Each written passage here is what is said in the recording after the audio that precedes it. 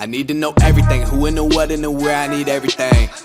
Trust me, I hear what you're saying, but act like it's new what you're telling me. I'm curious, George, I hop in the Porsche, 5 and a horse, I'm ready for war, I'm coming for throats, to turn to a ghost, I need to know everything.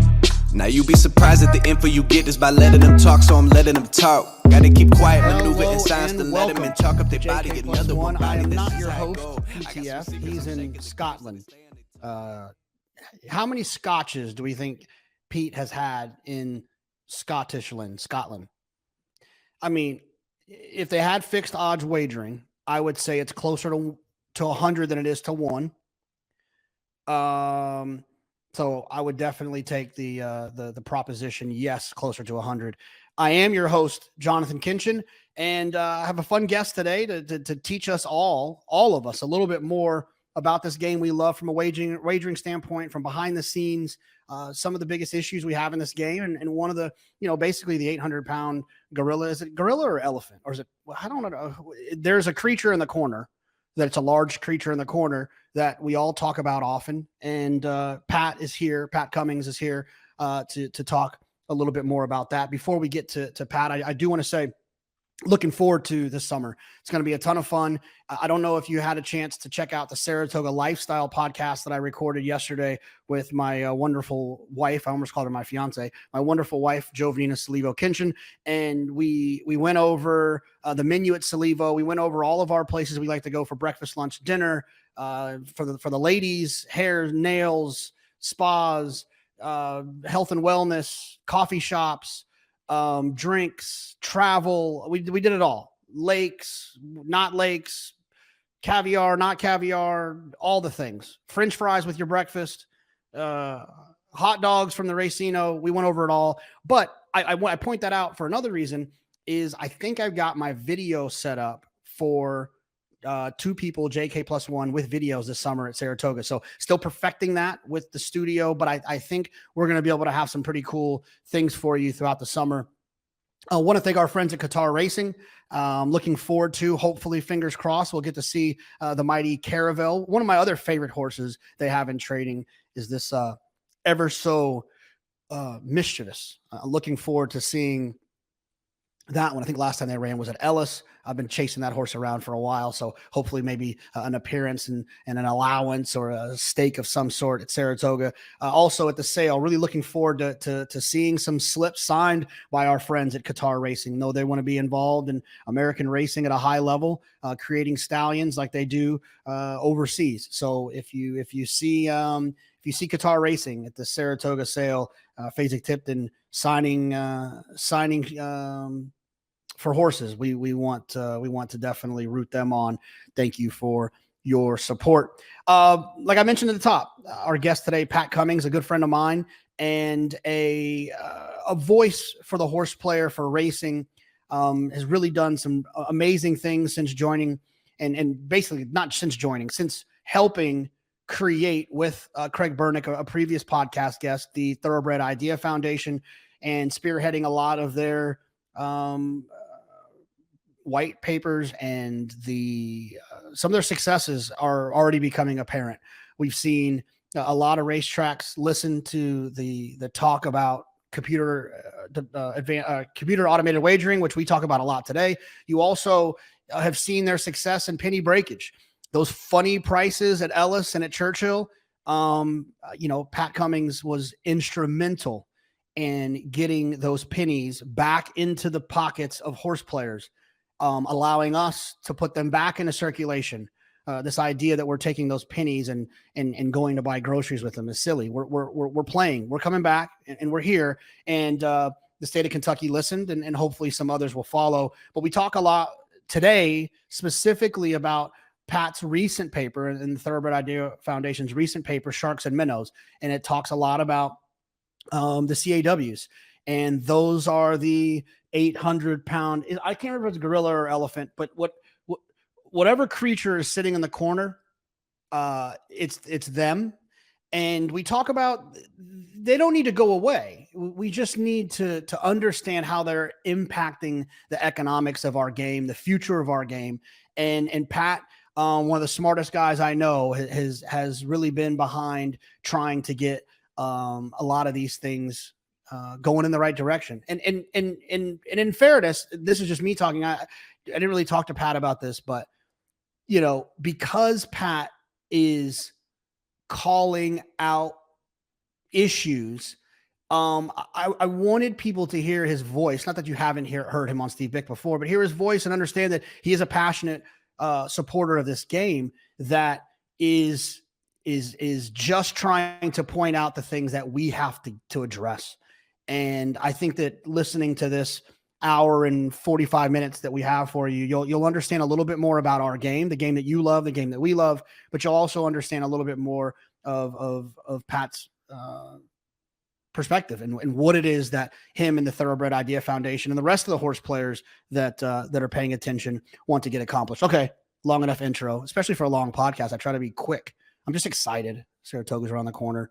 Austin's outside on a slip and slide. Summer is upon us. My friend, Pat Cummings. PAT, what's going on? How you doing, JK? I'm good, man. I'm good. I think I'm doing better than you. In our conversations off air, you said something about traveling from some foreign country and then your air conditioners broke. Those both sound like a combination of two things that I could think of in a nightmare. It was a long trip back from South Africa. Got back. I honestly lost track of how many hours, but it was a long travel back. I barely made the longest of the flights, thanks to a lovely delay, and then get home and find some water on the floor in the basement, and one of the air cons is down. And summer doings. It happens, but keep on keeping on, man. Are you going to get up to Saratoga at all this summer? Yes, twice, non-consecutive weeks, on a panel at the round table, which would be great on computer-assisted wagering, which I'm sure we'll talk more about. And then the same topic, that's Whitney Week. And then 2 weeks later, back for the Racing and Gaming Conference with a little bit of racing in between, a little Philly. I've pretty much made it to Saratoga every summer since 2001. With maybe like one or two exceptions. So it's pretty much a must do in my life now. When you mention a little bit of Philly, are you referring to the state or the person, Joe? Not the state, assuredly. The city. I mean, the city. I'm definitely almost. Yeah, I will definitely see our mutual friend, Philly Joe Metka, who is practically a lifelong friend. I mean, we've been friends since high school. And those on the contest circuits know Philly Joe, and my parents, and some Phillies baseball, and just love getting up there. It's home. It's where it all started for me. Well, Pat, I want to do a couple of things on this episode. I want to obviously do your kind of your origin, your Logan to Wolverine story, your origin story of how you became a fan of the game, a participator in message boards, into some of the positions you've had in racing. And then I want to kind of dive in a conversational way to some of the great work that you have spearheaded along with Craig Bernick and the team at the Thoroughbred Idea Foundation on some of these papers that you've put together. More importantly, I think that the kind of the hot topic now is the computer assisted wagering, the CAWs, and talking a little bit, like I said, conversationally about some of the black and white hard work you guys have done that you've put on paper on some of these white papers. Before we get to the origin story, I just want to kind of talk a little bit about the kind of the tone of this, because, I think you named that paper so well, the sharks and minnows, right? Because there is this perception of the big bad CAWs. And although I do agree that that moniker kind of works, the big bad CAWs, I think that you and I are in agreement that it's not so much that they have to go away. It's that the industry has to have the foresight to see that if not regulated in a way that makes it more fair for everyone else, although they have all the right to do everything that they're doing, it's not what's best for the longevity of it. So, if you agree with that, I just wanted to kind of get that out. Like, that's going to be kind of the approach of this conversation. Yeah, I don't know if I agree with all of it, but definitely most of that, JK. I you, when you put things on paper or on screen and you try and make it, as tight as you can and as cogent as you can, it doesn't, people interpret things differently, and people, they read the same thing and come away with totally different impressions. I, uh, our consultants, Craig, we're not against CAW betting at all. I think that needs to be very clear. We don't want to see it go away. We don't want to see it banned. And I think, from a greater horse racing kind of the 30,000-foot view, it's just a matter of how do we manage it? How has it evolved? How do we ensure that it does not have a deleterious effect on ordinary horse players? How do we make sure that access to our wagering pools is equal or fairer, more equitable? And how do we, I think, as a greater industry, focus on building the wagering business and building the fan base back? Because I think we can all agree that it just isn't what it once was. And some of that is natural evolution, but some of it requires work and attention from a lot of people across the sport. And it's clearly evolved to where it is now, and it does have some detrimental effects.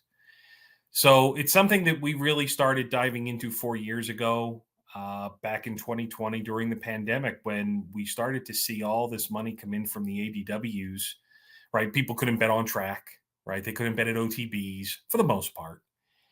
And we saw a lot of money obviously had shifted to the ADWs, but then you're like, well, where's the rest of it? And trying to dive into that rabbit hole that turned into a deep cavern of research to kind of understand a little bit more and how that industry and how those bettors have grown. But being against CAW betting is essentially, you're against modernization, you're against technology, you're against doing things quicker, faster, smarter, more efficient. It's just antithetical to be against it. But you can't be. It is very easy to be against the negative effects thereof. It's how do we mitigate that? I think that this is really that's all it's about. I'm too excited. We're diving in. We're gonna origin story towards the end. You know what I mean? Whatever. So, I mean, most of the people that are listening to this, I think, are 100% aware of what the mechanics are, what it looks like. But let's just take a second here. If we have someone who is a little bit newer, we do have a lot of industry folks that, and I think this is the biggest problem. We'll talk about it, is that don't really understand the wagering portion of our game. They understand how to rub a horse's legs. They understand how to put on great events, but they don't always fully grasp the wagering, and they surely don't grasp the personality of a bettor and what makes us tick and what makes us move. But let's just talk a little bit from a base level. What is a CAW, and what does it look like, and how does it operate, in a way to kind of get people set up for this conversation? Well, I'll start by saying that whatever I offered to you today in our recording is based on my current knowledge as of this time, and my opinions and my knowledge base may change in the future based on additional information that becomes clear to me at some point. There is not a lot of public information about this topic. Many of the computer-assisted wagering teams, computer-assisted wagering overall is essentially anybody who's using some sort of program. I mean, to be fair, like a file upload to automatically place bets. This is typically happening either directly through an ADW or through a separate relationship that has been established essentially within the rules of most jurisdictions of racing, that allows direct access by an individual to place their bets directly into the parimutuel pool. So essentially skirting an ADW, and they're not going to the racetrack directly. They are acting essentially as their own racetrack, their own off-track betting site, and depositing their bets direct to the pools. This has been around for the history essentially of the internet. It started out very small, and we have essentially proof from an industry-funded study back in 2003 that at that time, total CAW betting on U.S. racing was about 8% of total handle. That number at that time, if you make all the necessary adjustments, was maybe about 1.8 million out of, or excuse me, $1.8 billion, I think it was, out of close to 15 billion at that time. Make the adjustments for inflation on those numbers today, and right, where we were 20, 25 years ago is a heck of a lot better than where we are today. Adjusted for inflation, total wagering on racing now is down about 50%. But that doesn't tell us the full story, because the CAW betting, this algorithmic driven high frequency betting, customers who are essentially the last one into the market, placing almost all their bets in the very last flash. They are between a third and in some cases higher than 40% of the total of some pools, not total betting. And there is a natural ceiling on this, right? So you can't just assume that all betting is going to become essentially high frequency betting. It's not. There is a limit to this. And those customers, because of how much they're wagering, somewhat rightly, receive rebates. They receive discounts because of their essentially wholesale participation in racing. So, my understanding, my research, some of which is based on some public information, but plenty based on private conversations, people who've come to us that have information and that want to share it. Some of which can be confirmed, some of which can't. It's tough. There's a lot of kind of dark holes in this space. Not a lot of public information, so you really have to research and try to verify as best you can. But yeah, I think that the biggest customers are essentially getting rebates well into the double digits, over 10%. Some probably getting up to close to 20% on certain bet types. I'm thinking parks, trifectas, and supers that are upper 20s, near 30%. Those sort of things. They're the highest frequency bettors are probably getting over 20% rebates on those sorts of bets. So let's talk a little bit more about the mind of these folks, because I think some people, when I've had conversations, they get confused about a lot of kind of novice players will be like, I don't care. I mean, I can beat a computer, or people don't really understand that they're kind of playing a different game than we are. When you and I sit down to look at a pick 5 opening day at Saratoga, we're trying to kind of find a way to leverage a couple of opinions, run some things together, and try to turn $100 into $500, $5,000, $2,000.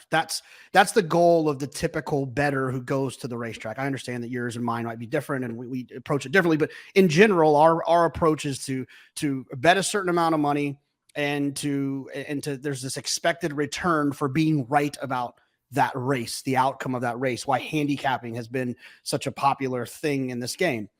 But I think that the difference, what I always try to explain to people, is the computers don't necessarily care if they win or lose in the long term. They just want to get as close to even as possible so that they can just get their rebate, and that's how they make their money. Sure. So with this idea that you can beat the computers don't care if you beat them, because they just care that they can take enough of the inefficiencies that are in the market off the table, to keep them as close to breaking even as possible so that they can just collect their rebate? I think your term care is the right one to put at the center of the conversation. Care suggests emotion.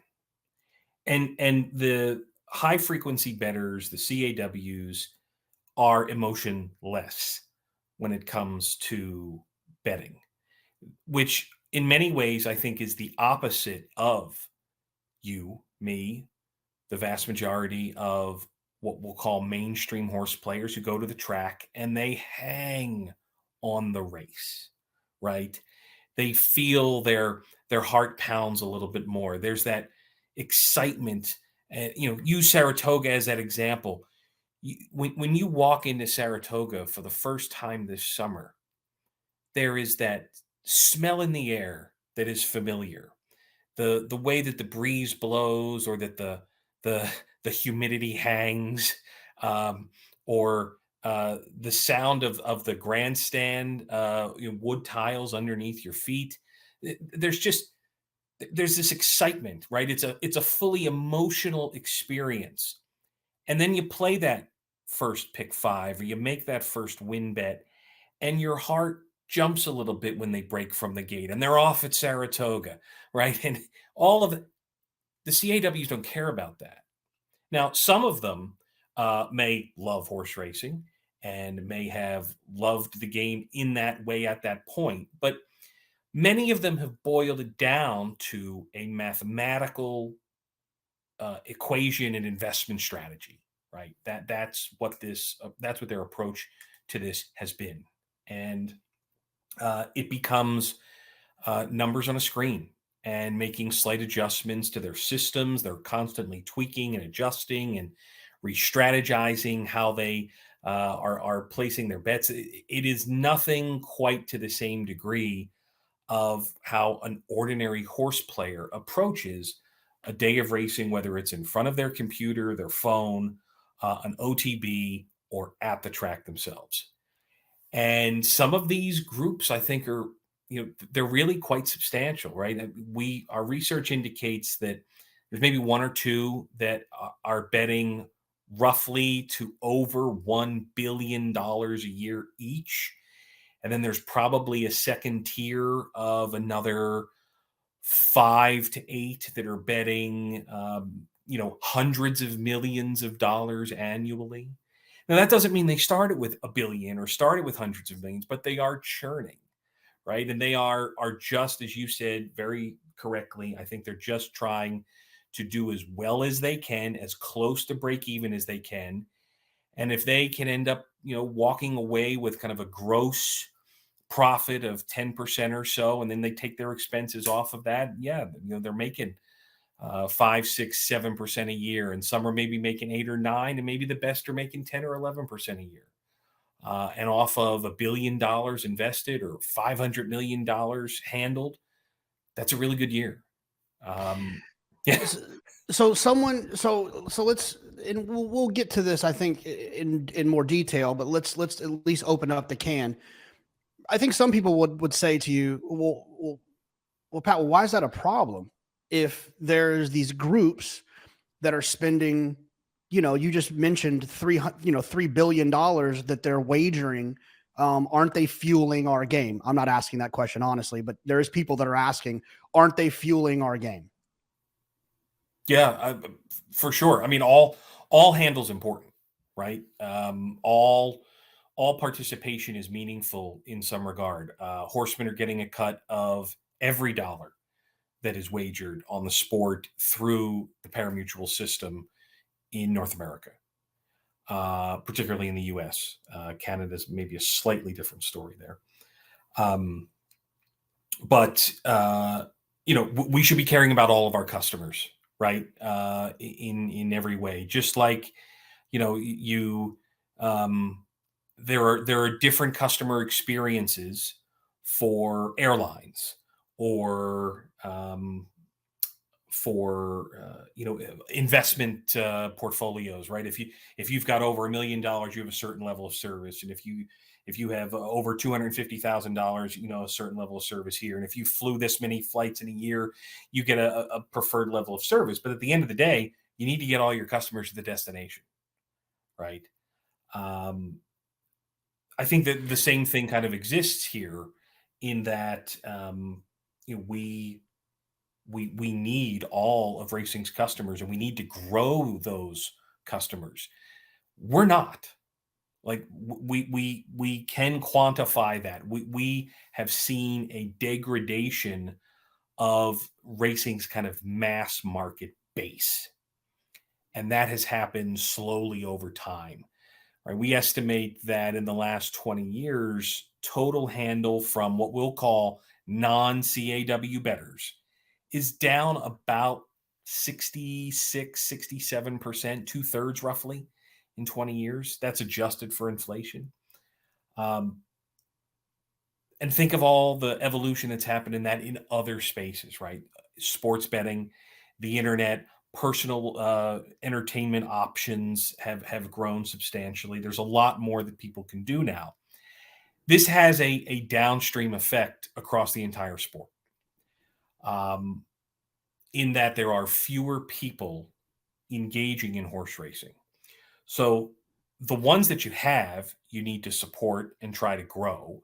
The ones you don't, you want to present a sport that they can participate in, invest in, a wager that is friendly, amenable, approachable, not completely puzzled and with high expenses. And you also need to offer something that can be engaged to by those who want, an extra bit of technology, who want to put a system in place and essentially create algorithms. Right? This is happening in so many other forms of betting. It's happening in daily fantasy sports. We need to be there too, and we are, with a very, very, very small number of individuals who are essentially enabled by the industry to have a certain degree of access and to almost always be the last customer in the pool. That evolution, I don't think, has really worked out well. But we need all the customers. We need all the handle, and we need more of it. But the way the industry has evolved just has not, I don't think, has done that well, JK. No, and look, I think you make some great points. I mean, part of the decline is because of so many other things that are available, and we're fully aware of that, right? I mean, it's fantasy football didn't exist back then, and cell phones where you can play Candy Crush for 3 hours didn't exist back then. There's a lot of different things that have pulled people's attention, but in a game where handle is growing from the computers but declining from the fans, there's a thing that has to be worked out. And look, like we said at the top, like I don't want them to go away. I definitely want them to be here. And I understand the whole idea that if I buy 100 light bulbs and you buy one, I can probably get them for cheaper. I completely understand that. But there has to be the Home Depot has to realize that if you're going to give the other person, the person who's buying 100 light bulbs, a bigger discount, you can't necessarily do it at the expense of the person who's buying the one light bulb. You have to find a way that you can still provide that discount for the 100 light bulb person, but not make the one light bulb person pay the way to a certain extent for the others, because that's in a way that's kind of what happens. I mean, the computers wouldn't play against each other. They want to play against us. Yeah. They want to play against that guy that you described or gal that walks into Saratoga and smells all the smells. That's who the computers want to play against. And if they don't have them to play against, they don't necessarily want to bang heads with each other. Yeah, I agree. I think the biggest customers by volume need to maybe themselves take a step back and say, racing, like, you need to do something about this. Like, you need to make some changes here, and not try to crush, not let our presence, meaning the CAWs, be as deleterious on mainstream players. One of the things that has I think really defied logic is that we have walked around as a business, and particularly in the last 5 to 6 years, the growth in this sector has been significant in that period of time. But over that, practically that entire period, we publish will pays, the payouts from multi-race bets, what they're going to pay if any of the horses in the next race win. We've put those on our screen on track feeds for 20 seconds, right? 20 minutes before the race. And we've got win odds up on the screen, the live win odds up on the screen on the track feed. And we've got the same information on ADWs. But yet at no point in time have we ever converted what those will pays mean to the final odds, what a previously closed betting market looks like. Converting will pays to imputed win odds, right? This horse is going to pay $10 in the double, $22 in the pick 3, based on how this field look. That makes this horse essentially a 4 to 5 shot, right? Or whatever it happens to be. This horse is paying $52. Therefore, that equates in this field that he is being treated. This horse is being treated as an 8 to 1 shot, whatever it may be. And yet we're showing live win odds when maybe 20 minutes before the race, you've got 2 to 3% of the final win pool in there, and that data is on the screen for the entirety of the lead up to the race. And the will pay information is flashed there for 20 seconds and is kind of buried on an ADW, and you have to click around to get to it. And if you can't kind of just keep it up there on the screen, if you want to keep attention on the odds, you got to move off of it. We've done a real disservice to our customers when sometimes 40% of the win pool comes in the last 1 or 2 tote cycle updates. In some of the other pools, it can be even bigger, right? The superfecta pool can double in the last 2 clicks. Not as if we're showing superfecta odds, mind you, but it does us no good to show our customers that a horse is looking like a 7 to 1 chance for 25 minutes. And then in the last 2 clicks goes to 7 to 2. When a previously closed double, pick 3, even pick 4, pick 5 pool shows this horse has probably been being treated as a 7 to 2 shot the whole way from many of the same customers who are betting in the win pool right now. And certainly the same customers who are going to make that horse 7 to 2 in the last few seconds. It's got to just like basic customer service. Why do you want to give your ordinary customer a reason to huff and puff about the degradation of mainstream horse playing when all these late odds changes, when you've got previously closed betting markets that could have told you that this horse is probably going to be 7 to 2 20 minutes out? And yet we have all this heartache when it happens on a regular basis. Those sorts of things, I think, are very simple, not even solutions, but they're just fixes to the perception problem that this horse looked like a 7 to 2 shot the whole way on the pick 3s and in the doubles.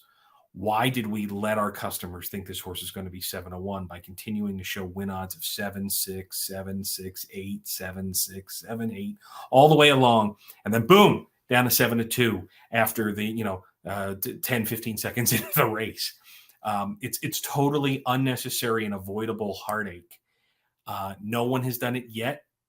I think that there is going to be a track in the very near future that does. That'll be exciting. But it's a way to help us manage the existence of high-frequency bettors with mainstream horse players. And remember, JK, I'm not telling you anything you don't know, but from a listener's perspective, compare it to the sports betting experience, the fixed odds experience, where the price you bet is the price you get, right? And if that is where all of the growth in legal wagering has taken place in the last 5-6 years in this country, to show your customer 7 to 1 for 20 minutes when it's very likely that horse ends up 7 to 2, it's just kind of like long-term, it's just bad customer service. and we could be doing better. And I think that would go a long way towards helping solve that real bad kind of pit of the stomach feeling. Is it better when you say, oh, geez, I'm about to get crushed here? Yeah, I mean, it's so I've long said that, right? And I was going to ask you, what are some suggestions you have for making a more harmonious life with the CAWs? That's obviously one of them. I want to also ask you, what do you see some of the racetracks doing? I know you focused on Del Mar trying to make some changes. We've talked a little bit about NYRA, so I want to go over some changes that you do like that you've seen, but before, I want to go back to your point about the odd shift, which is a huge one, because I think I think that the CAW's involvements, the most apparent thing to the common player is what you've described, that late odd shift, and you've explained it well with the will pays, with those pools being closed, because I think part of the mechanism that I want to explain to people, that what happens in those situations is that the computers are using that information of those will pays when they see that a horse is supposed to be 5-1 based on the closed pick 3 pool, the closed pick 4 pool, the closed double pool, and even the active exacta pool. When they can see that a horse is supposed to be 5-1 and that horse is 10-1, at the very last second, they are going to make that horse much closer to 5-1 than they are to 10-1, because that's the game they're playing. The pools that are closed in a market that is similar to the market that is about to be closed has said that this horse is supposed to be 5-1. So they know that that's what the market believes. And they know that if they can get 5-1 or 6-1 or 7-1 on a horse that's supposed to be 5-1, they are now playing that game that we talked about earlier, where they're going to get as close to breaking even as possible, because they're making smart wagers that have no emotion in them. And then that's going to help them get to their goal of breaking even, and then trying to, collect on their rebate. And to your point, why no one's done it, I've said it to a number of people in racing that are smart, a number of people of racing that have the power to do it, a number of people of racing that are sympathetic to the horse player and understand the battle we have. And it's just like, it just hasn't been done. And it's because you can avoid it. Just tell me the horse is 10-1 right now, but tell me the horse projects to go off at 6-1. And then now I can't get on Twitter and complain when that last flash comes down to 5-1. Yeah. Daily Racing Form has actually done this for a while. I know it's in their formulator product where they have projected odds. Amwager, the ADW, has a function that does this sometimes. And I think they call it True Odds or something like that. That also uses the same sort of approach. Those are helpful. It needs to be a little more widespread. And I think we need to be educating our audience and educating our customer base a little bit more. I mean, the number of people who do not realize that the New York Racing Association has closed the win pool to CAW bettors inside of 2 minutes to post is still a very large. I believe it's a wide swath of mainstream horse players that do not realize that do not know that the late pick 5 is essentially CAW free. The same with the pick 6 at NYRA, right? There has been no other track in America that has done more, or track operator that has done more to help control the negative effect of the CAWs more than the NYRA. There have been some attempts from First, reportedly, to control that a little bit more, right? To de-incentivize win pool participation. And that was something we reported in the Sharks and Minnows paper recently from that what Del Mar is planning to do this summer. Now, I penned the majority of that paper, and we did call it a bit of window dressing. And it's not intended to be harsh, but at the end of the day, you cannot deny that the win pool is the smallest pool by percentage of participation from the CAWs, right? So it's already where they're playing the smallest. The impact may be the greatest optically and from a perception standpoint to the horse player, that you see the horse go from 8 to 5, because in that last flash, here comes 14% of the money, and it's going to all come in one shot. It's the biggest shot typically to the pool. And, at the end of the day, they're still allowed to participate, right? So no one has really gone as far as Naira has. And you often left out of this conversation too is Oaklawn, who, generally speaking, I mean, granted, it's not a year-round signal, but they have pretty much kept a lot of the main CAW play out for a long time. But we've not been able to get records out of Arkansas to really confirm that. But that is the story from those who are participating. So, yeah, look, we can do so much more, and we should be doing so much more, because at the end of the day, racing social license to operate comes from the fans, the horse players who stand up, participate in the sport on a regular basis. And we need as much of it as we can.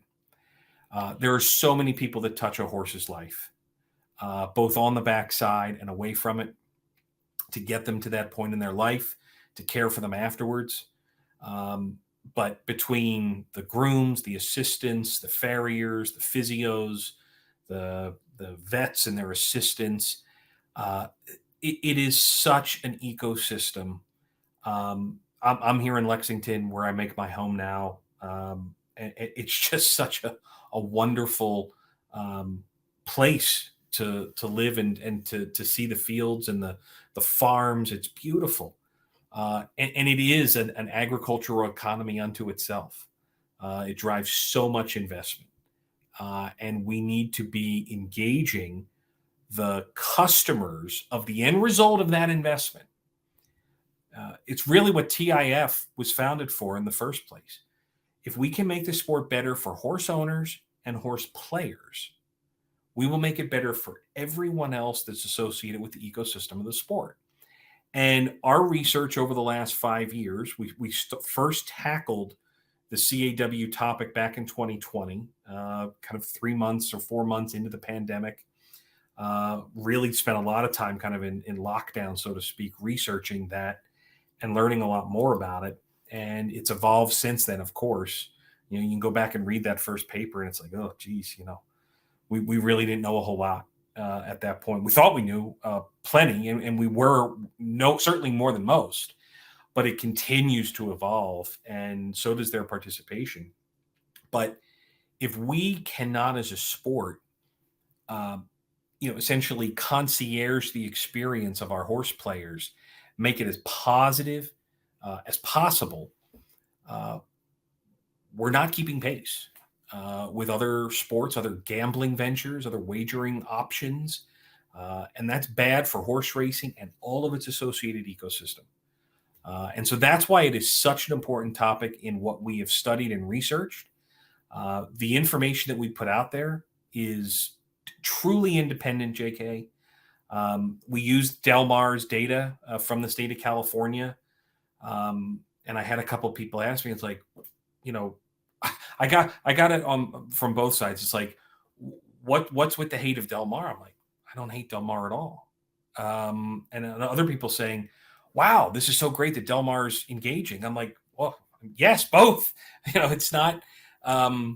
We use Del Mar as the largest independent track in California, a state that has tremendous data on this topic. And it was, it was certainly nothing against them. I think Del Mar was essentially just representative of the state of CAW betting on U.S. racing. And I think that, like, in all fairness, like, to be, I think just to say this out loud, like, the people that think you're picking on Del Mar, I think Del Mar it just happened to work out because it's a big racetrack that has a state in which they provide a lot of information. Totally. I'm sure you would love to see, if from a CAW standpoint, for trying to make some of the points and trying to find some of the things you guys want to find. I'm sure you would love to see what Churchill Downs does on a Derby day. I'm sure you would love to see Breeders' Cup information with those huge pools, with international involvement. I'm sure you'd love to be able to have a Belmont through Saratoga with New York because of the consistency of those pools, or Gulfstream, or racetracks that have a lot of casinos or racino aspect. I don't, the idea that you picked the Del Mar because you wanted to pick on Del Mar. I think Del Mar's setup just happened to provide enough information. Like you mentioned, these people are very private with all of this.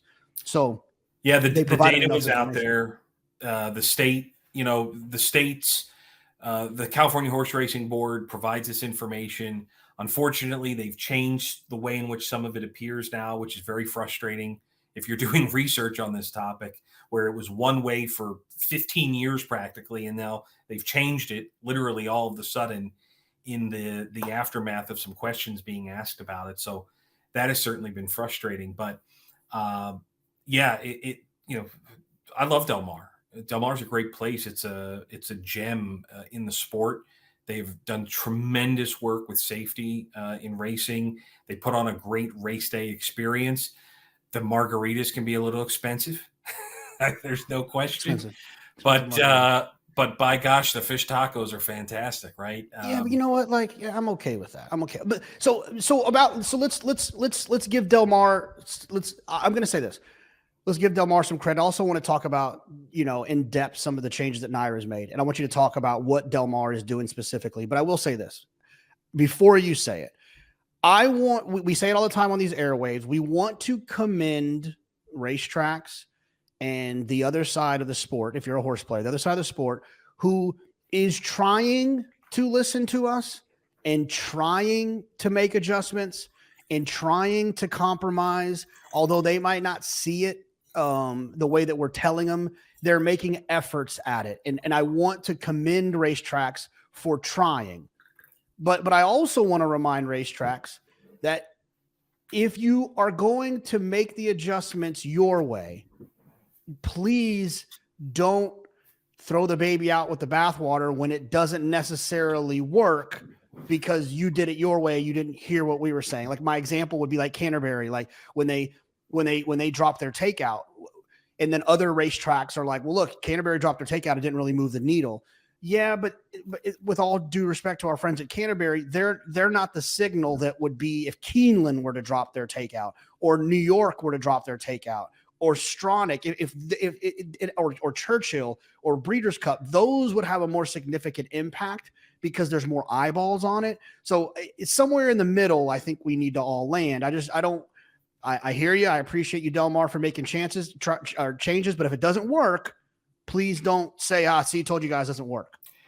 Yeah, we don't have a long kind of threshold of tolerance for, I'm not going to call them scientific approaches, but, really studying the impact and the accurate impact of different policies.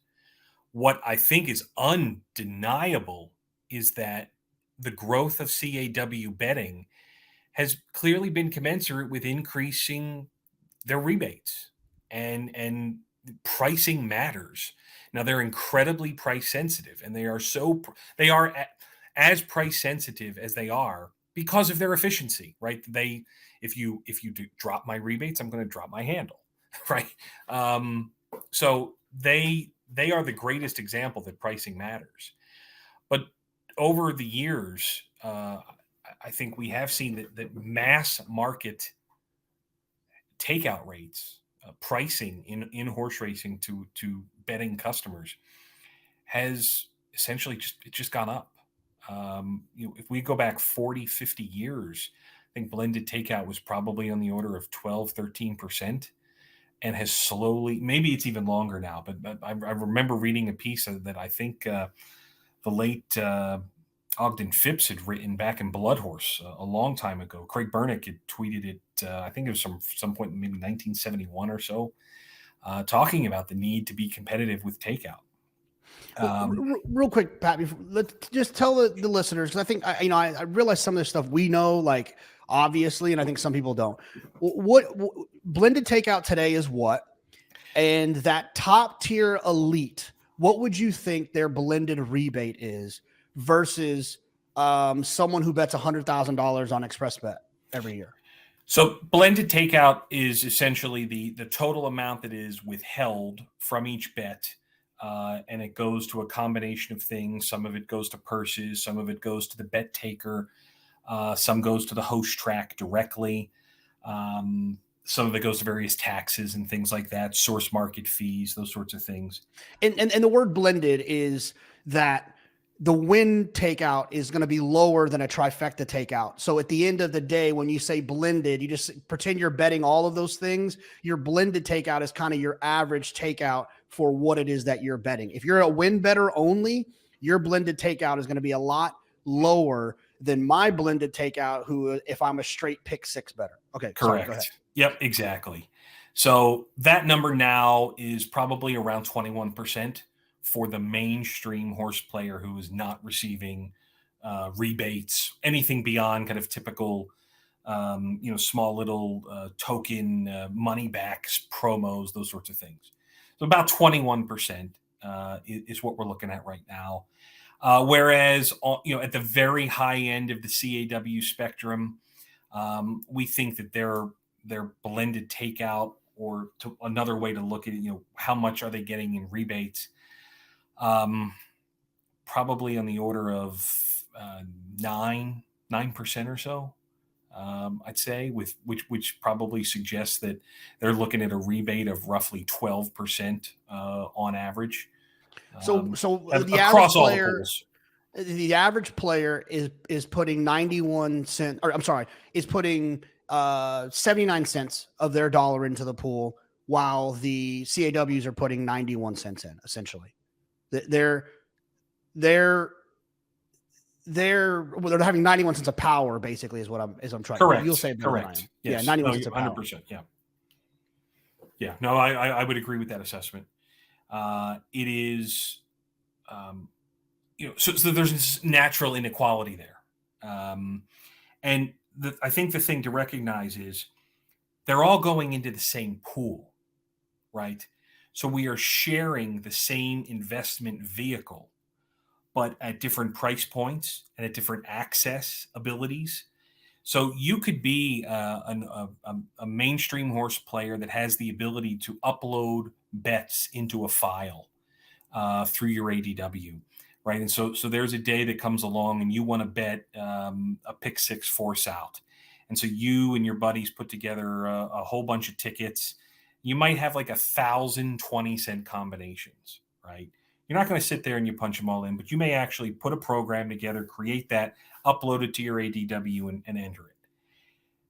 You're typically limited to about 3 bets per second to get those in one shot. So for the course of a minute, it's going to take you, you're going to get 180 of those bets in 1 minute. So in order for you to get that in before post time, the ordinary customer is going to have to enter. And I say the ordinary customer is using a file upload to put in 1,000 20-cent combinations, what have you.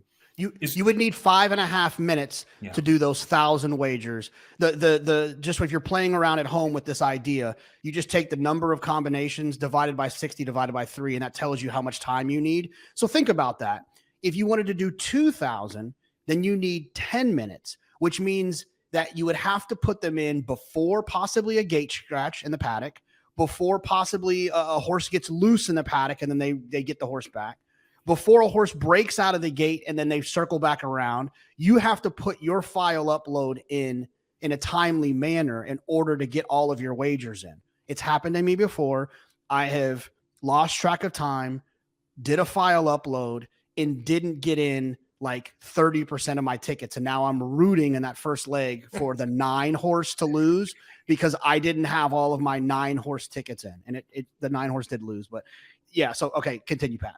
Yeah, and whereas the CAW bettor is typically able to just press, hypothetically, the one button and dump all their bets in one shot, and they all get in, right? And so that's the access thing, right? Like I don't have a problem with the CAWs having a better price than me to a certain extent because they're betting more than me. It's the light bulb thing. I can deal with that aspect of it. I think they want to try to make it a little bit more equitable, but whatever, do your thing. I get it.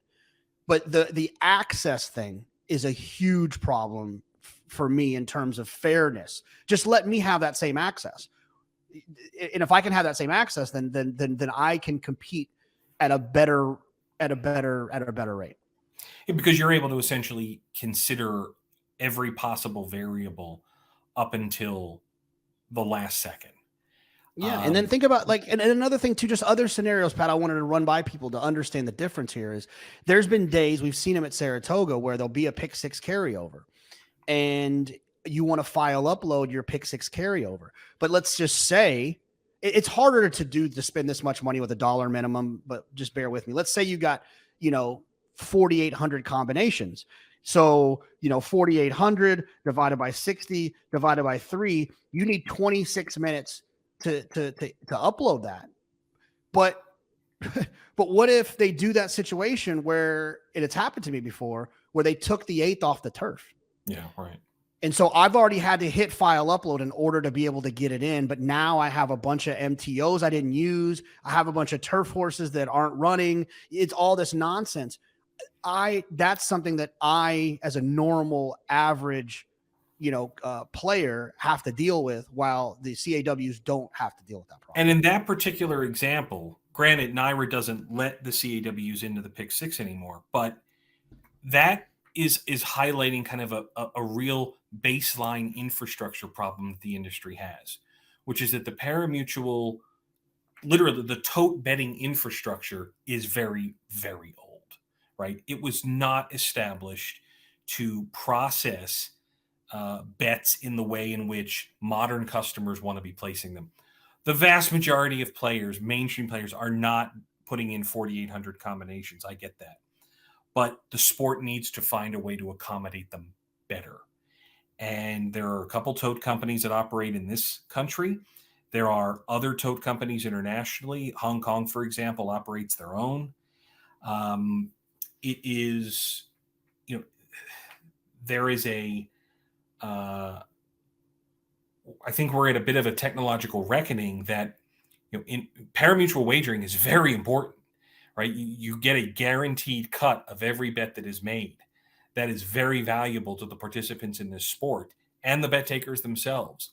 But we have not evolved the technology to present all of our customers with equal access and the fairness that goes along with that. And if we want JK's 4,800 $1 combinations in the pick six, which I think everyone in the sport would agree, yes, we want that, right? The goal of parimutuel wagering is to build churn, because you're getting a piece of every bet, as opposed to fixed odds where the house is essentially taking on the customer. You need to evolve total wagering. Look at superfecta betting today right now. This has been the case for the entirety of the life of superfecta betting in America. When a superfecta bet is placed on a U.S. horse race, the bet taker, so your ADW or your on-track bet, so you're standing at Saratoga betting a superfecta at Horseshoe Indianapolis. You enter the ticket. Saratoga, NYRA, will know what your superfecta is. But Horseshoe Indianapolis, the host, does not know. They are merely told how much your superfecta bet is worth, saying, we've got $100 of JK's money in this superfecta at Horseshoe Indianapolis today. He's got $100 in the pool. So they know the total, but they don't know the combinations. So the race is run. The result is 11-1-7-9. And Horseshoe Indianapolis's mutual room sends out a message to all the remote bet takers out there saying, the winning combination here is 11-1-7-9. Tell us, how many winning tickets do you have? And then Saratoga's mutual room will come back and say, we've got 6. And congratulations, JK's was one of them. And the Nassau OTB says we've got 2. And Park says they've got 4. And ExpressBet says we've got 64. And Twin Spire says we've got 207 $1 or dime comment, whatever it is, on the superfecta. That's the way that works. So your betting information isn't even transmitted to the host site because it was deemed too onerous to the tote system to be able to process that information, right? Considering where we are as a world, the fact that that still exists today is just, it's just such a bad sign for how tote technology has evolved in this space, and is really just, you know, a signal that there's a real need for some evolution, and that's across the board, right, in Right. all the tote technology and security And issues. and it's obviously a problem that needs to be addressed. But Pat, like, and I'm sure you've dug into this a little bit. Who's, I mean, is the problem of why it isn't getting fixed? Is it because we have 3 to 4 major tote companies? They all are kind of, it's like, who's gonna take the step to make that big payment to get that technology updated? Where do you see the obstacle and why that hasn't been updated? Just boiling it down, I think my instinct is that overall, the actual business of wagering on racing is not as important as it should be to everyone involved in the sport. And the reason for that, I think, is that you know, so much of prize money now comes from other sources. So a state like California, Texas, they're places that really rely on wagering because they don't have a lot of other supplementary sources. They don't have casinos or other forms of wagering that are supporting that. Texas does have a tax issue, and putting aside the fact they're not able to export their signal right now. But California really is an island in the sense that prize money essentially is only coming from wagering on racing. But aside from them, you know, almost everywhere else in the country, of these jurisdictions have gotten the primary source of prize money is coming from things other than actually wagering on live horse racing. And it's a pure incentive play. You know, my incentive is to grow that and keep the horsemen happy. And that has worked. We have, I think, successfully not outright ignored, but we just have not kept pace with the evolution of where racing wagering needs to go. And as someone who has been, you know, betting on races for as long as I can remember and caring about it, you know, it's a problem. Uh, it needs to get better. We need to treat this like the serious gambling enterprise that it can be. I say this a lot, and it's no disrespect to anybody who's in the business, but my greatest source of optimism for the future is that it feels like we're not really trying all that hard. From the wagering side of the sport, we could be doing so much better than we are. And so I do have optimism for the future because I think there's so many other things we could be doing. Let's talk about what Del Mar did, and let's talk about which I know you did in the white paper, Sharks and Minnows, that you can the internet can find, racingthinktank.com. You'll be able to find that if you want to dive down into it. Let's talk about what they did, and let's talk about your opinion on maybe what they could have, how they could have tweaked it, what your thoughts of what you think is going to happen. Just break down what you found when you researched that decision. So when we were getting ready to publish the paper, Sharks and Minnows, you know, Del Mar got involved a little more and found out we were doing this, and they got engaged, and we asked them some questions, and they came back and provided some answers, and within that told us that they were going to take a step to try to mitigate late odds changes in the win pool.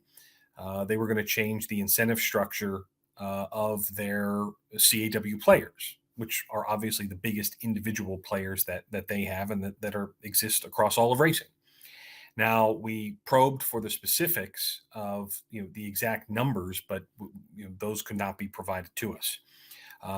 Based on some conversations we've had with people that are aware of such things, we believe that essentially what they're doing is offering a bigger rebate to the CAWs to bet outside of 2 minutes to post. So farther away from the start of the race in the win pool.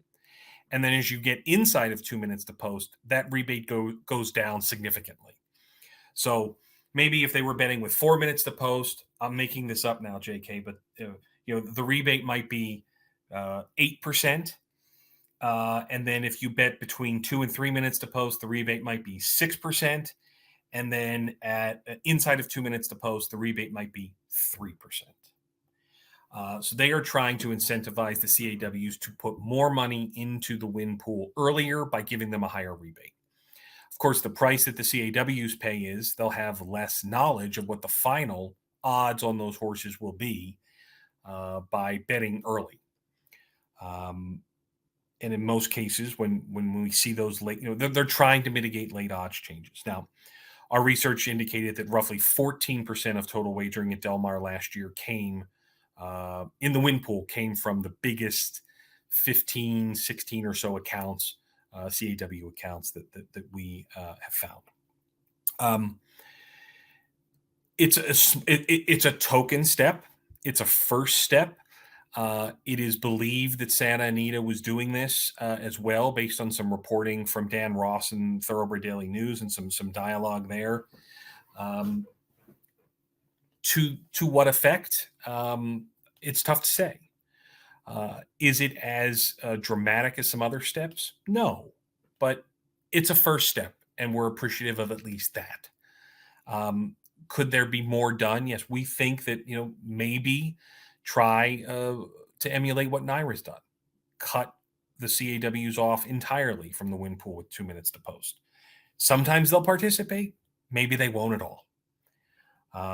But it's a good interim step to create a more kind of a safer environment for mainstream horse players to participate, leaving the win pool to them in the final 2 minutes. So, yeah. But I like that. I mean, to me, it's kind of like when you're dealing with the CAWs, it's kind of like, I'm from Texas, so this is my best example, but like giving a coupon for free queso. It's like, just give the CAWs that. Say, sure, we're going to take this thing away from you, but it doesn't really hurt. It doesn't really hurt to give to take that away from them, to give them quote unquote that free queso, because like you said, they're not betting that much in the win pool anyways compared to their other ones. You have it in a chart on your white paper, but for those that are listening, in 2022, 14% of the CAW's money, the big ones, went to the win pool versus 14% of the win pool was CAW. Sorry, 14% of the win pool was CAW versus 38% of the pick 5 pool was the CAWs. 35% of the pick 6 pool was the CAWs. So they're significant. That's where they're putting all their money. So taking this away from them from a customer service standpoint, although it might make the CAWs a little bit annoyed, it's a strategic move, in my opinion, which is also that NYRA did they were a little bit more aggressive with theirs, but it's like, okay, I know you're mad at us for this a little bit, but you're still going to come back, right? And I think the answer is yes, we're coming back. They're just ordering something different. Yeah, I think it's a perfect assessment. They are a small piece of the win pool now. The second smallest pools are the place in the show pool, and then the double. Our research from previous years, when the CHRB made this information available, the biggest bettor in America pretty much doesn't bet doubles, right? So imagine betting, $60 million at Del Mar in 2021, maybe I think it was, and betting $0 in the double pool. That's what we found.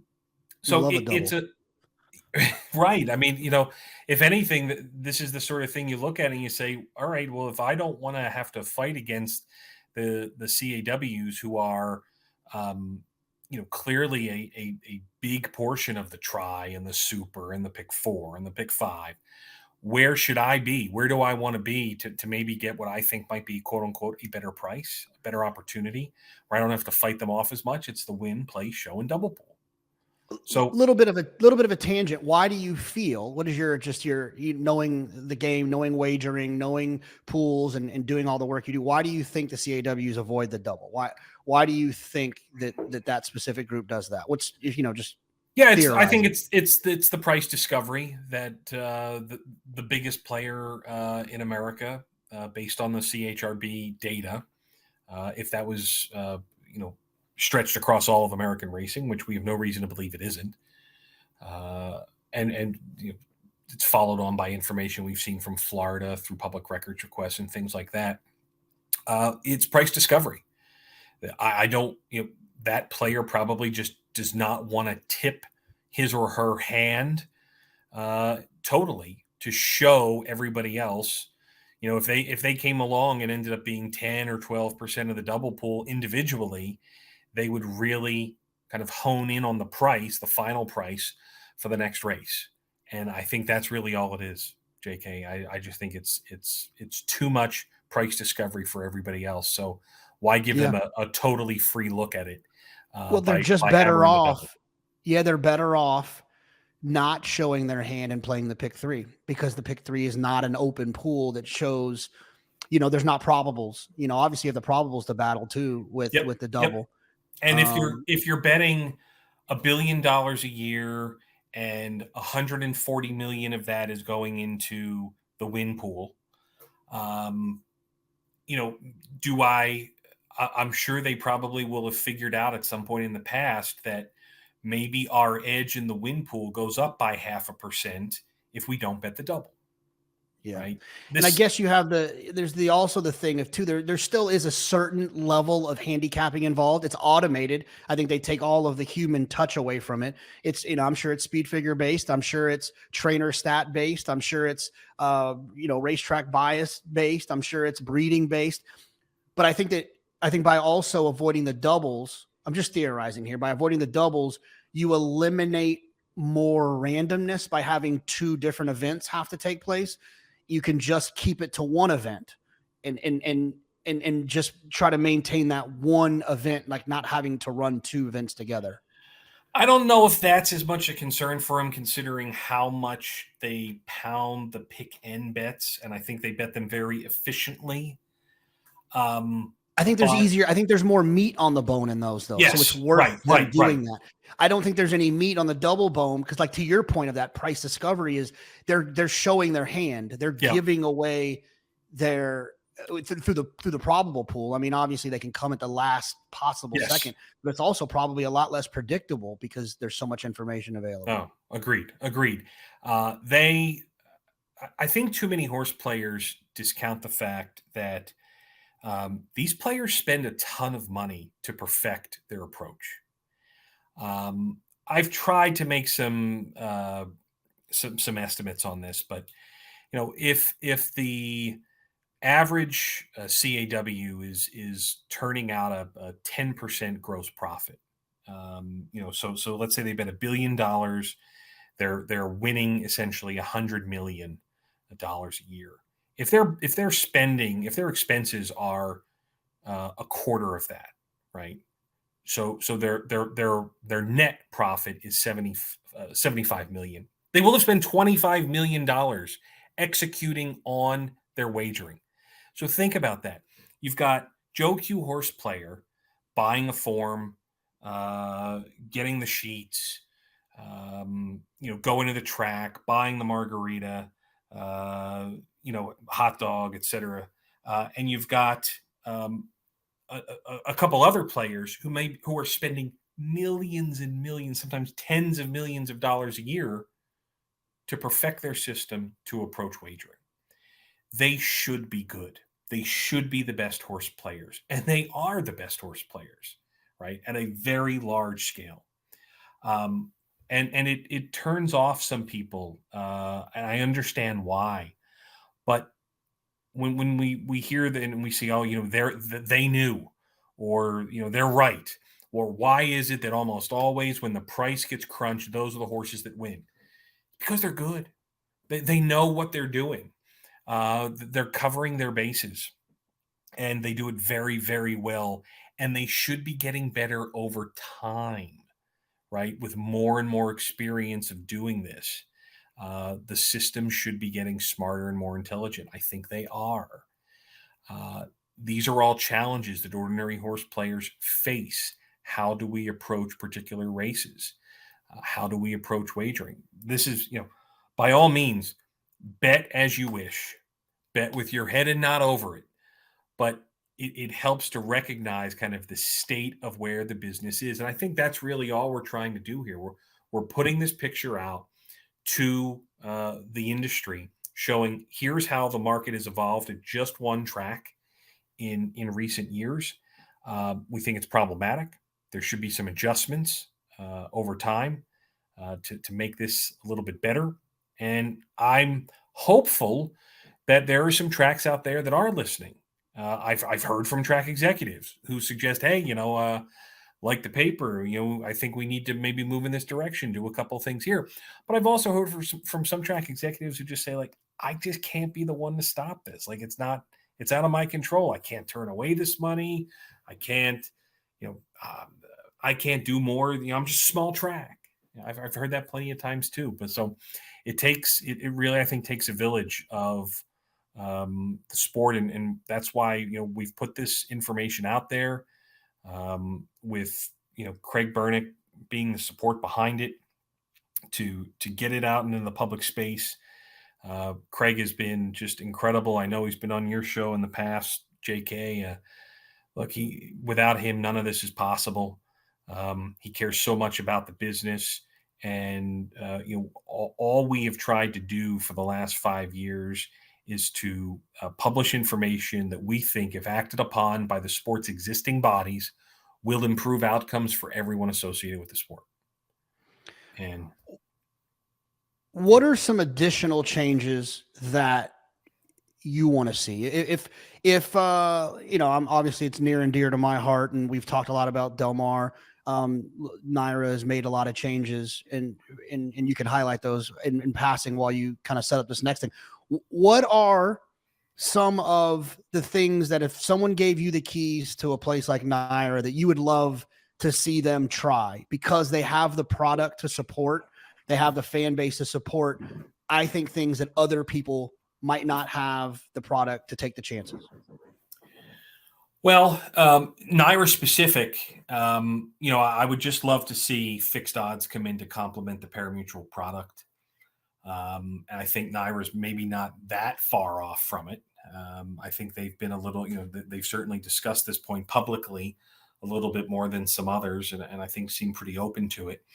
I don't know how we can evolve as a sport without, and I don't just mean offering fixed odds. I don't mean on all bet types, right?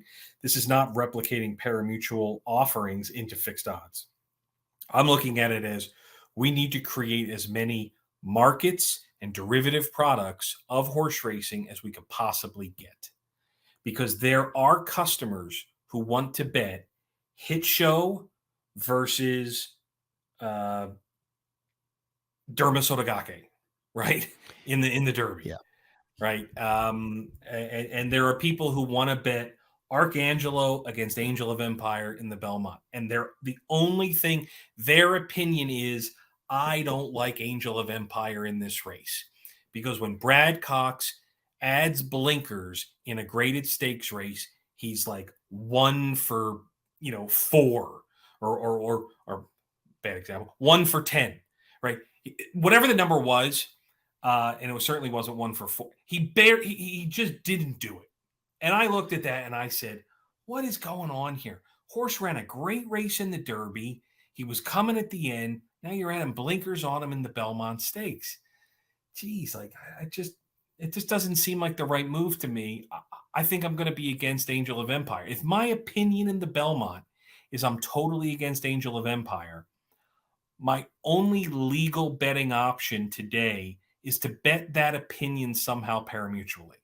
And maybe I'm not really able to do that well or efficiently. But in a fixed odds environment where I can, bet matchups that are priced appropriately, I can do that. And I can engage the sport in that fashion. So that, to me, is something I think we need. I don't view, and I never have viewed fixed odds as a threat of cannibalizing certain pools. I view it as really widening the wagering opportunities that exist and finding a way to get everybody involved at some particular wagering point in the sport, not just the limited 8, 9, 10 pools that we offer for a race. And there's two thoughts about this, and we can go whichever direction we want. The first one is the idea that you mentioned is a real idea that I've heard from horsemen. I've heard from racetracks. I've heard from horsemen and racetracks, and I've heard from horsemen telling on racetracks and racetracks telling on horsemen that they are scared that it's going to cannibalize the pools. And why they're concerned is because the takeout rate that you can charge in a win pool is much higher than the takeout rate you would have to charge to make a 50-50 proposition, a sided proposition, fixed odds work. You cannot run a fixed odds market with 10% takeout. It just won't work. It's why the roulette bet didn't work. It's why when the Breeders' Cup tried to do the heads up bets, it didn't. It's too hard. There's math behind that. It's too hard to do that. So the racetracks, some of the racetracks and some of the horsemen's groups are scared, to Pat's point, that a parimutuel, that a fixed odds model would take away from that. But him and I both agree that's not true, especially if you create other opportunities that are congruent to the game, but they don't, you could still have your win pool. You could still have that, but let me bet that Irad's going to have more wins than Jose on a day. Let me take minus 200 on that and let me have fun for the day where I'm not battling against the computers and I'm going to come back on Sunday because I made a little bit of money that day. I saw the ball go through the hoop. Allow me to play Chad versus Todd to win the meet and enjoy and tune in every day to watch all the way to the end, love the game, learn the game, fall in love with the game, have a good experience with the game, instead of banging me on the head with 3-horse exacta boxes on an entire day where there's no chance in hell that if I did that all summer, I would win, because I can't beat the computers playing that inefficiently. And that's what this is. A fixed odds is a great opportunity to give players a chance to remain involved in this game until they can get to a point where they can compete against the computers, which is at least a 5-year process. The fear of fixed odds not working or potentially cannibalizing certain pools should not in and of itself be the reason not to do something. We have done plenty of damage by essentially not changing, right? Our wagering menus look almost exactly the same as they did 20 years ago, with very limited changes. You cannot go into a casino today and find the same slot machines from 20 years ago, right? It's just, that is just not what you can't go to a bank and find them using the same ATM they used 20 years ago. We need to evolve without having made any real substantive changes to the parimutuel product. The industry has changed dramatically. And fortunately for the horsemen, prize money has been supplemented from other sources. And it's this idea of cannibalism, I think, is important, because I think it comes up a lot in these situations. It's like, but it's the wrong word, because if you're providing something that's better and people gravitate towards it, it's not that it's cannibalizing the other thing. It's the other thing wasn't that good, right? So it's like, or it wasn't. So you and it also discounts the thought that the bet takers, the bookmakers themselves, are not going to come to the parimutuel pool to lay off some of their liabilities. So there's even the case that can be made that in a fixed odds environment such as that actually some of the parimutuel is enlivened because the bookmakers are coming back and participating parimutually as essentially a hedge for themselves. Let the market determine that. The Australian example is well noted. It's out there. You've got Australians that are leading this charge in New Jersey right now. It's moved very slowly through Monmouth, but they've started adding some simulcast tracks now, and they've got an online presence, and it's moving along. It's slow, but I'm hopeful. The existing parimutuel powers are very ingrained, right? And they've got a stranglehold on the business. The problem is the wagering business has changed dramatically, and they have not. but they continue to have this fierce hold on a parimutuel only product in a world that has gotten decidedly non-parimutuel. And it has to be said that many of the American racing operators allow their product to be sold internationally at fixed odds. So it's perfectly fine for English customers to be betting on American racing at fixed odds and tracks to receive a commission from that. But we don't allow, outside of New Jersey, American individual state customers to be participating at the same level. I think we would see a much more approachable sport, like you said, bets that would give ordinary fans that maybe aren't even bettors, for a small stake, a day's worth of enjoyment on what could be, toss of the coin type stuff. Oh my! I mean, it's just it's you just think about it. Like, I mean, we've all been in this position. If you're listening to this podcast, you've probably been in this position where you've taken a new person to the racetrack. It is a daunting task to try to explain to them what to do. How should I play? What do I do? And I always usually just tell them, how much do you want to bet? $100? Okay, I'm going to bet 1,000 today. I'll give you 10% of my action. I'll tell you what we're rooting for because it's easy. It's easier. I want them to have a good experience. What am I going to tell them? Bet this 9-to-1 shot for $20, and the 9-to-1 shot runs up the track, because you and I, and people that are coming to the track all the time, we can chase the 9-to-1 shots because we're playing every day. And if we hit one, it pays for us. But the guys and gals that are just coming for one day, they can't stomach that, which is also why people make fun of me for picking favorites on the show all the time. It's kind of my approach. Like, if I can't think of something clever, I'm not going to give you a 17-to-1 shot because I'm trying to sound smart. And a 17-to-1 shot runs up the track for the guy who's watching FS1 in a bar who just downloaded the Naira Bets app. That doesn't do him any favors, right? Like, long term, we can talk about being efficient and finding value and all that stuff. But like, come on, man. But I do think that like having approachable wagers that are fun is a great idea, which is also why on the record I said that I love the roulette bet. And I will say still today, I love the concept of making an easy wager for new fans. I didn't recognize how, in the moment when I said that, how troublesome the takeout was. But as a whole, I love the concept. I love the concept. And it's funny. Hong Kong, when I was there for 3 years, during that period of time, they introduced a bet somewhat similar to the roulette bet. They still have it. It's called composite win. And it is like just the simplest.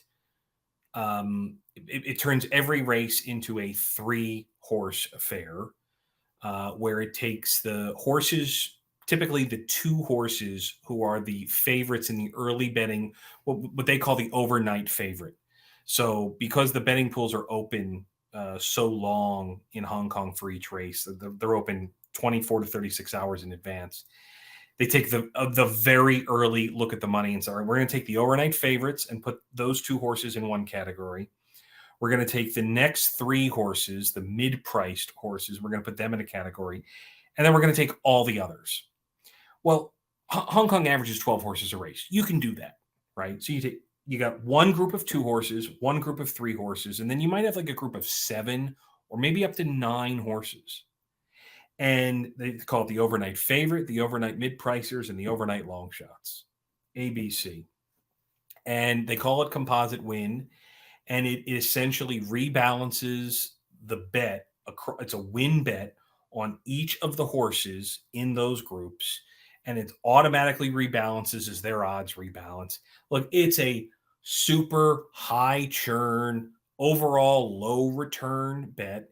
It's a very low risk approach, and it is designed for the most straightforward, ordinary player. And you know what? For that particular segment of customer, it's an option. It's a way to approach the sport. I am very open to people trying new things. Parimutually, if you can find a way to create customers churning money, winning, betting it back, winning, betting again, winning, betting again, losing, winning, betting, that's going to happen. And the goal of the parimutuel operator should be to create churn, which is why, tangent from the previous question, what's one of the other things that should be done? Naira's already done this. Eliminate the jackpot bet, right? The jackpot bet, the single ticket wager bet, is completely antithetical to the parimutuel operator's goal of creating churn. It is about limiting churn.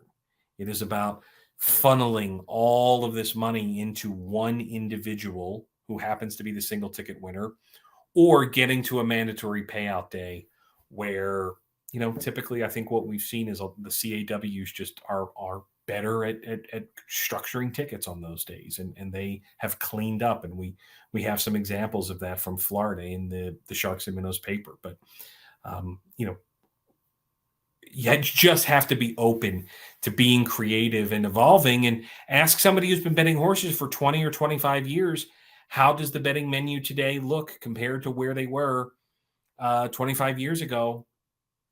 Not much has changed. Yeah, and and the jackpot problem is magnified by the CAW problem, which is I know I've heard rumors of the racetracks doing some things, the jackpot racetracks doing some things to not allow the computers to hit the jackpot. They have to wait really to have their day for the mandatory payout days. But nonetheless, it's just like that is a computer wager, and it's even more so a computer wager on the mandatory payout days.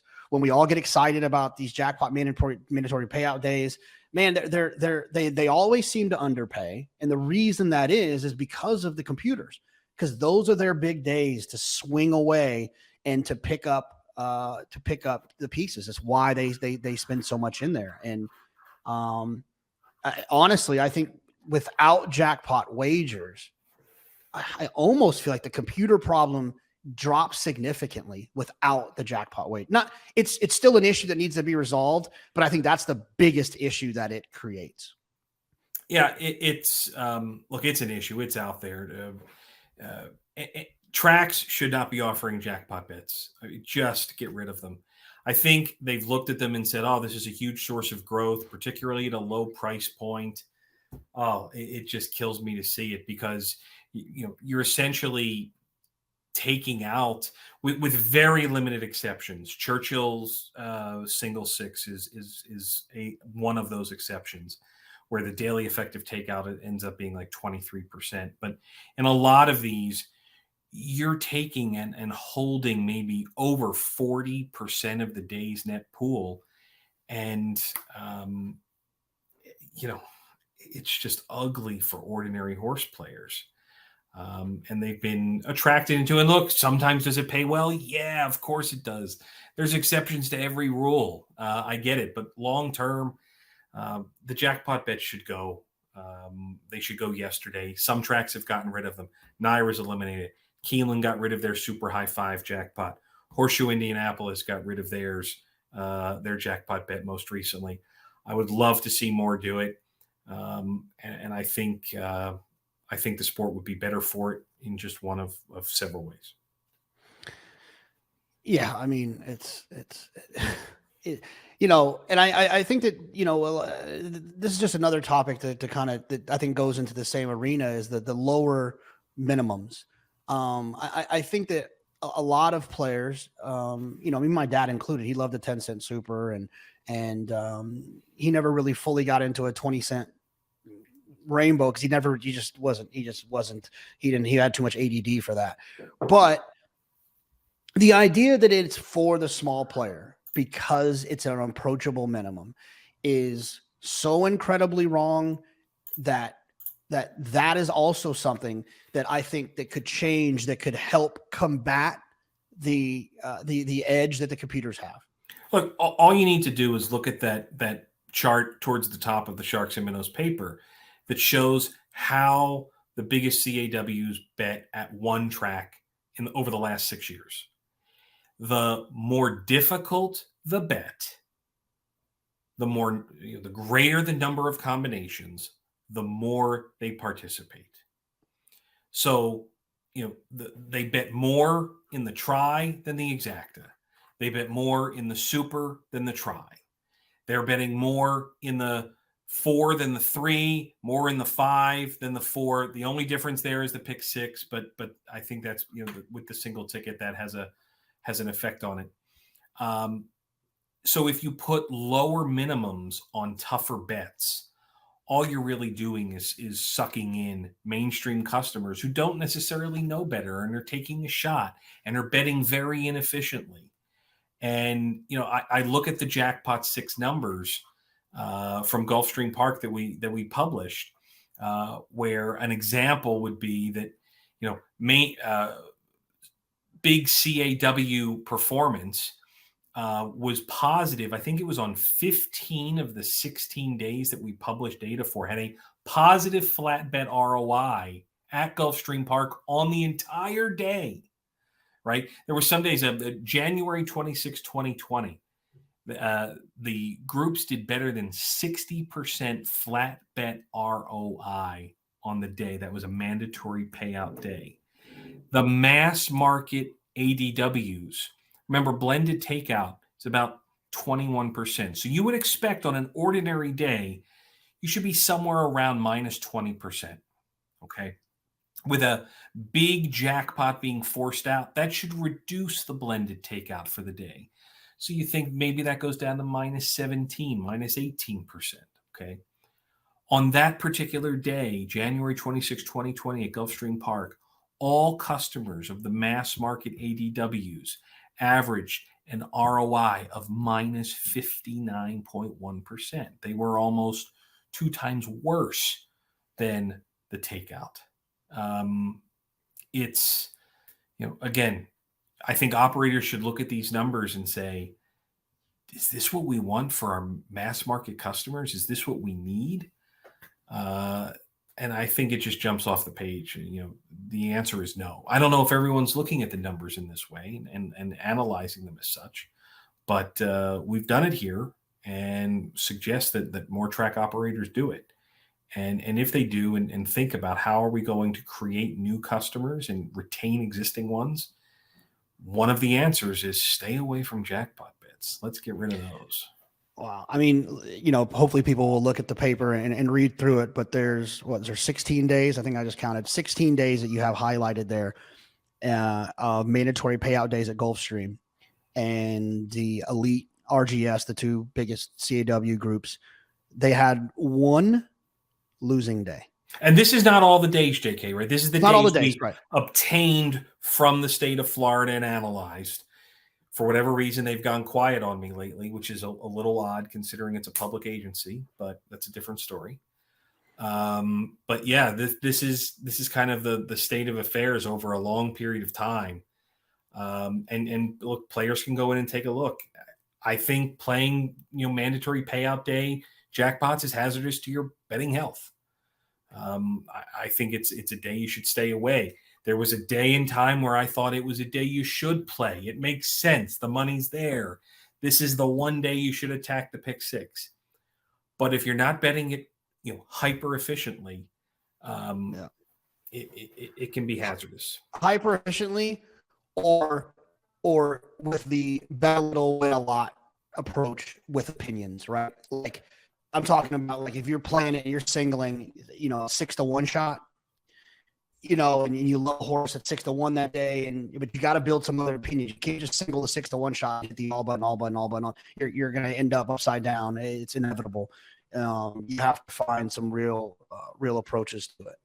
You can't, it's totally. Now one of my favorite days in racing is a Naira pick 6. The Saratoga pick 6 carryover is always a lot of fun. Dollar minimum. And just it's, you don't have the jackpot rules. I know the takeouts, the takeout, but I do think those days are a little bit more approachable. I agree. Go ahead. No, I'm with you. Pat, and so let's talk a little kind of origin story, and you mentioned Hong Kong, and I know that Hong Kong is this kind of elephant in the room to a certain extent, where people in the know of the successes that Hong Kong has from their product and their handle, they often point to Hong Kong as like the have all the answers place, and it's just a different scenario than we have here, but they obviously do a lot of things right. They're the forthcoming information with their vet records. We talk already about some of the different wagering opportunities. Maybe the avoiding oversaturation by having 2 days a week that they run, and their class system, and avoiding the claiming game that can cause so many issues from a welfare standpoint, and also just they're hard races to handicap. Because you're trying to guess what someone's doing. They do a lot of things right, but tell everyone what your job was at Hong Kong, what brought you there, and your experience there in Hong Kong, and what you wish American racing could kind of pick and choose from Hong Kong, some of the highlights that could help our game. Yeah, I was working for Trackers in 2014, and I was there. Trackers was in place at the time in Hong Kong, and I was on a trip, and Bill Nader approached me. It was for the Hong Kong International Races, and Bill approached me and asked me if I'd be interested in a role that they had available. It was executive manager of public affairs for racing. And if you want to get a sense of the scope of the Hong Kong Jockey Club as an entity, the public affairs division probably has about 70 people working in it, of which probably racing had 15, of which I led that team. It had two, or really had one, and then eventually two expatriate racing writers, David Morgan and Andrew Hawkins at the time. Excellent writers, a staff of local Hong Kong workers, who were, support staff for public affairs. And they were great and dedicated. And I led them. And then there was a whole team that translates everything right into Chinese. So I was asked to pick up that role. And, when the Hong Kong Jockey Club comes calling, it's tough to turn them away. I mean, it is a world's leading jurisdiction. They are the operator and the regulator. And, JK, things didn't always go well in Hong Kong. And I don't mean my experience. I mean in wagering in Hong Kong. So the vision that we have of Hong Kong today is of incredibly successful, best in the world.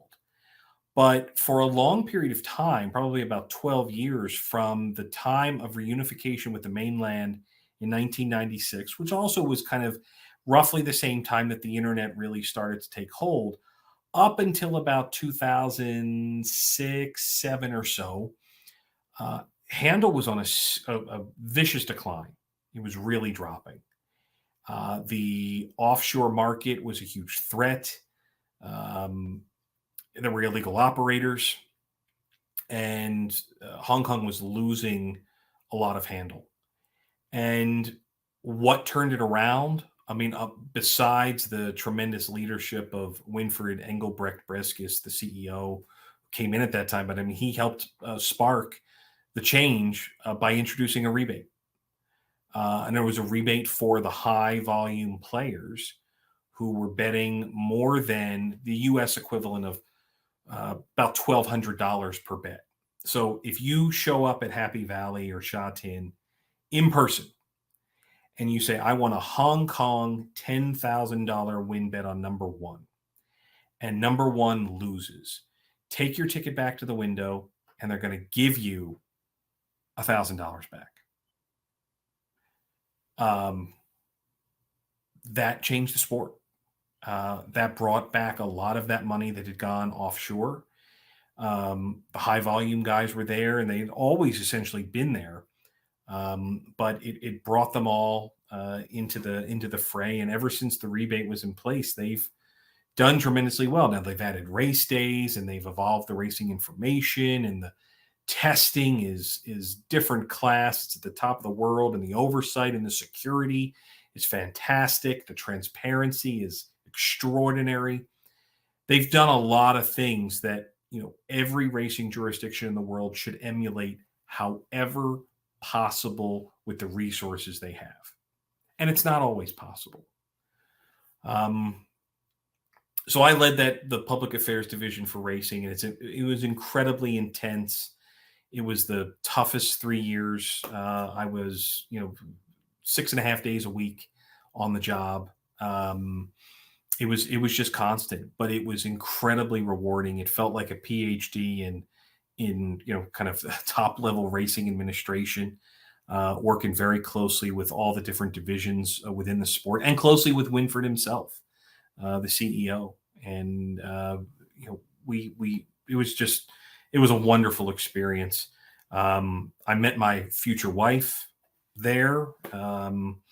She also worked for the club, and we met in sort of the last 6 months I was there, and then, was presented with the opportunity that Craig offered to come back and run the Thoroughbred Idea Found, launch it, run it, to bring it from essentially nothing.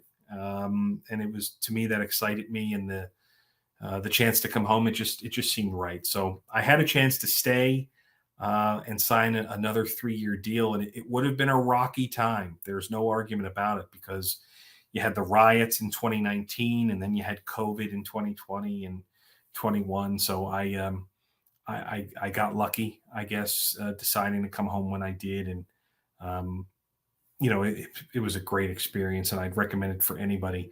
As a fan, as a bettor, as an administrator, if you have the opportunity to go to Hong Kong and experience racing, to work in racing, it is absolutely wonderful. I can't recommend it enough. They don't do everything right, but they do a lot right. And it is a tremendous source of inspiration for a lot of what TIF has suggested. The focus on transparency, on customer service, attention to detail, customer segmentation is just off the charts. The on-course experience is superb. They do a lot of really good things, and I just can't recommend it highly enough. My opinion of racing there is just off the charts. Yeah, I mean, Sean Borman was on, and he's shifted a lot of his attention from a wagering standpoint to Hong Kong, and highlights a lot of the different wager types, the liquidity in the pools, and the information, the ability to just, like you said, a little bit more transparent. Do you feel like a lot of that has to do with the fact that it is one operator and one administrator that kind of makes it all go? Do you think that allows for things to kind of be a little bit tighter? Yeah, I think that's certainly part of it. The other thing is, there's a tremendous charitable component here to the club that I don't think a lot of Americans ever really understood. So while they offer horse racing betting, they are the world's largest soccer bookmaker, right? So they offer fixed odds on global soccer. They run the lottery as well. But essentially all their profits go to charity. And they are at least last I had looked, they were in the world's top 10 list of charitable organizations. So a couple of years ago, if you looked at the list, it was like the Bill and Melinda Gates Foundation, the Silicon Valley Foundation. I think the Ford Foundation was on that list, and the Hong Kong Jockey Club. So they give billions of dollars annually to charitable endeavors all across Hong Kong. And if you are in Hong Kong and you're going around, there's the Hong Kong Jockey Club swimming pool, and the Kowloon Hong Kong Jockey Club Senior Center, and hospitals and university buildings and cultural events and museums.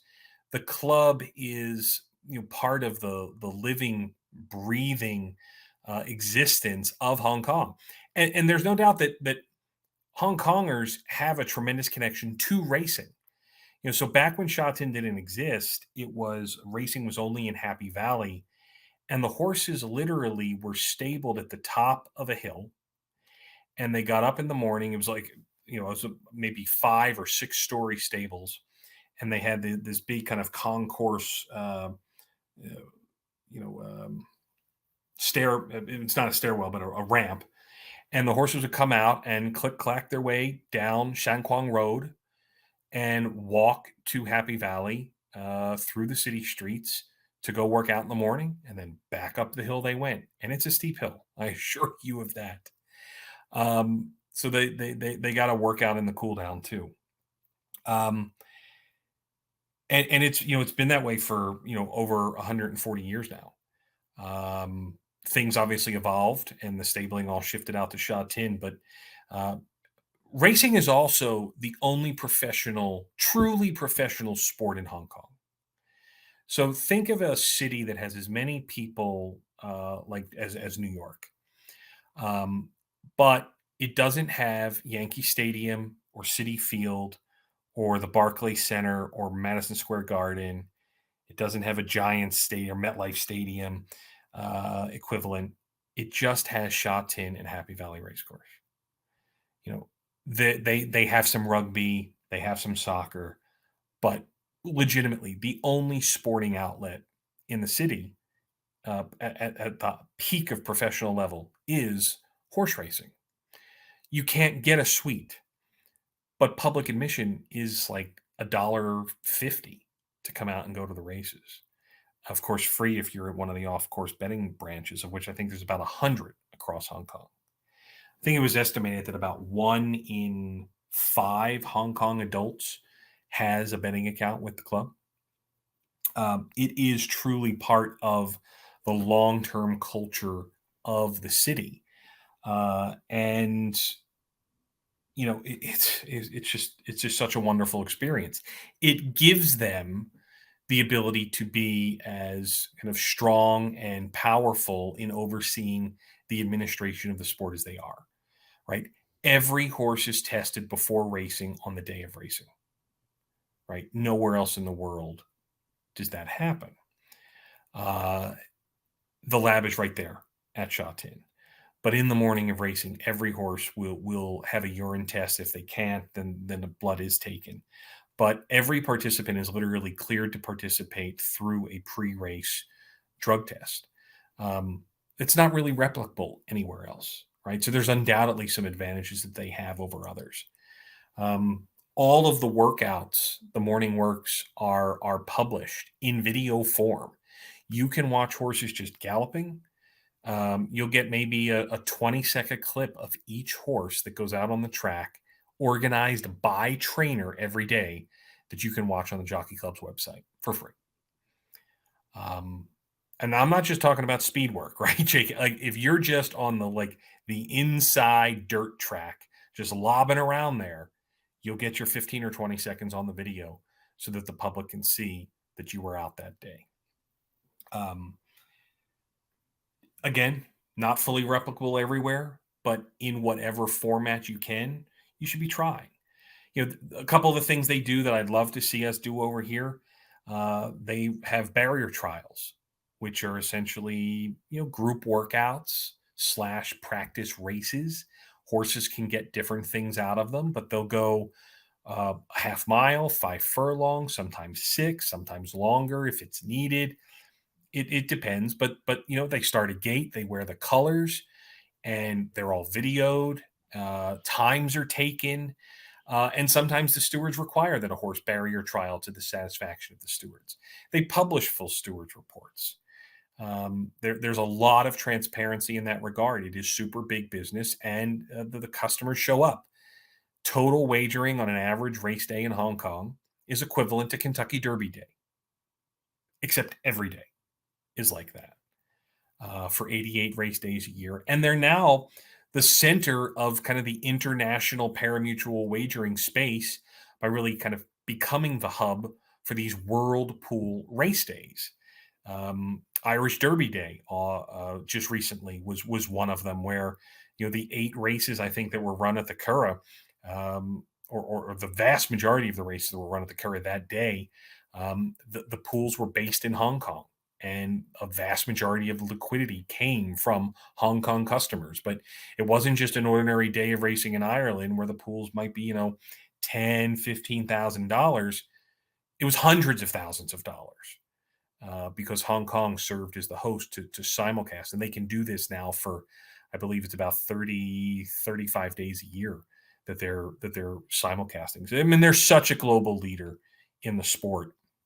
And they offer, again, like I said, a number of examples that I think we should follow and try to replicate as best we can with the resources we have. I think it will grow the business.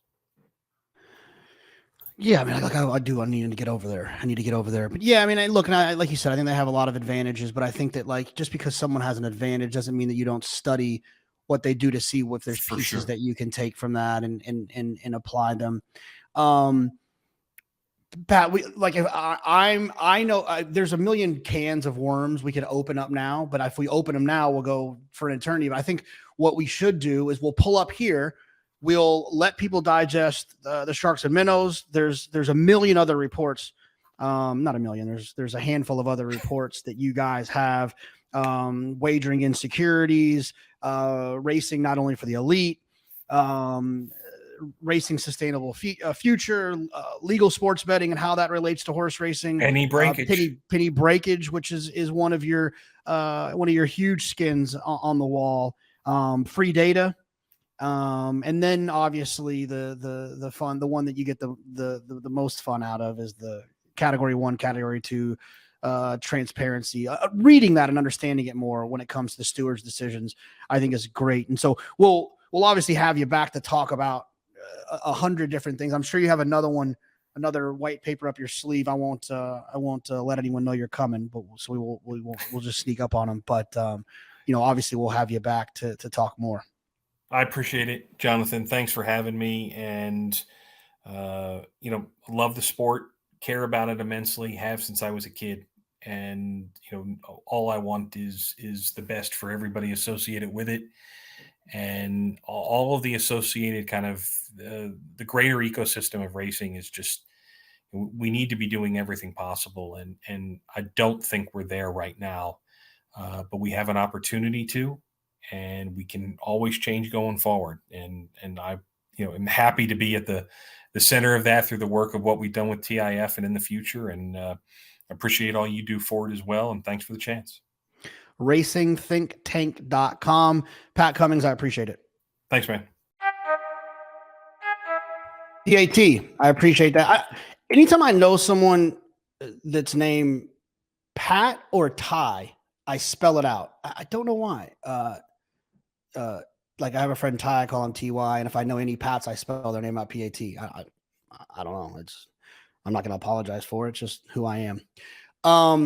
Pat, thank you for taking the time. And Pat's one of those people we're going to definitely have to have back. Like, a lot of these podcasts have repeat people on, and Pat is so plugged into what's going on in the industry. And because he's worked so hard on these papers to be diligent with information and research that he really does offer a perspective to the conversation. He's not just complaining about late odd shifts or jackpot wagers. He's talking about things that have real tangible evidence as to how they're potentially not great for the longevity of our game. And that's what we all care about, right? I mean, obviously I want to have a great 8 weeks here at Saratoga, but more importantly, man, like I want to have a great 8 weeks at Saratoga in 10 years.